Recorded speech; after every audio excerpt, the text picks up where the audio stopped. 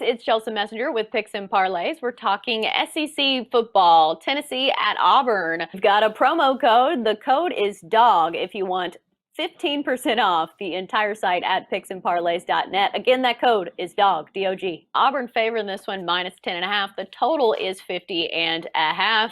Auburn enters 4-2 on the year, 3-3 against the number. And then UT is 2-4, but 1-4-1 against the spread. Has not been covering a whole lot of spreads for Tennessee bettors. We've got Dan Kaiser joining us to talk this one. Dan, Auburn's had a bit of a layoff. They haven't played since Halloween, so a bit of a tricky dynamic, which has been kind of the case when it comes to handicapping games in the era of COVID and 2020. But what's your take on this one? Both teams are kind of coming off a COVID-induced break, so it's one of it's just another one of those things in 2020, isn't it? Here's the thing, the one thing I look at this game is, the Volunteer Nation's not happy right now. They've been playing really bad. They want the coach's head. It's just, they've gone through 3 coaches in 10 years. They may be going for another one after this year. They just haven't looked good. They won their first 2 games, and now they lost 4 in a row. Their quarterback, I don't know what that guy's doing.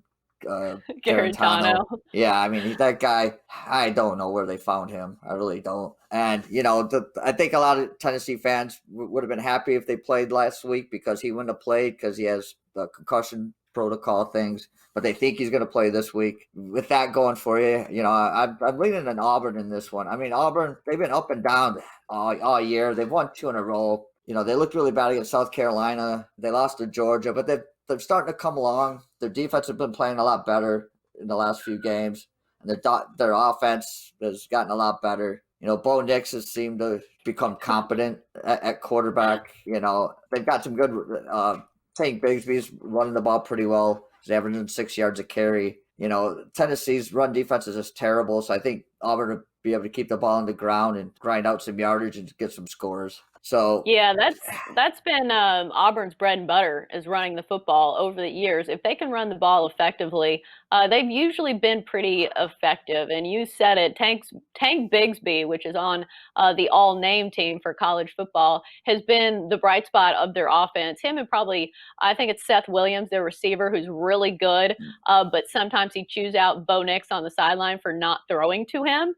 But let me tell you a story about how frustrated Tennessee fans are. FanDuel just came to Tennessee, and they had a promo where if Tennessee wins on the money line against Arkansas, all you have to do is bet $1 to win 100. And what does Tennessee do? They lose to Arkansas. So a lot of new bettors in Tennessee not very happy with the Vols. But I kind of interrupted you, so go ahead if you had any other thoughts on this one. No, I just think, I don't know. That's my thing is, I got burned early in the year with Bo Nix. And a lot of us did. But now I got Bo Nix and I got Garantano. Yeah, they're both not trustworthy. There's no way I can put money on Garantano because he killed me earlier in the year also. So who do I trust more? I guess I trust Bo Nix a little bit more. At least I trust their running game more than I trust anything on Tennessee's offense. So yeah, I'll take Auburn and pray. Well, and also, as I mentioned, Auburn has had quite the long layoff.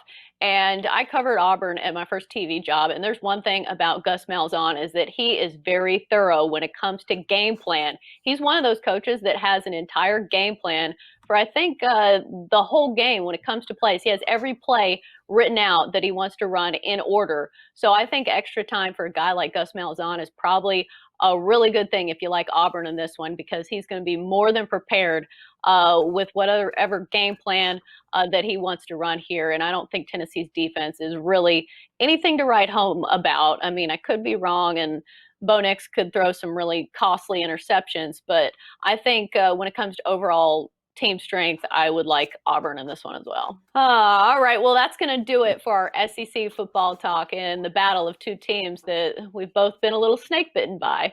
But as always, great insight from Dan Kaiser. Dan, thanks for joining us.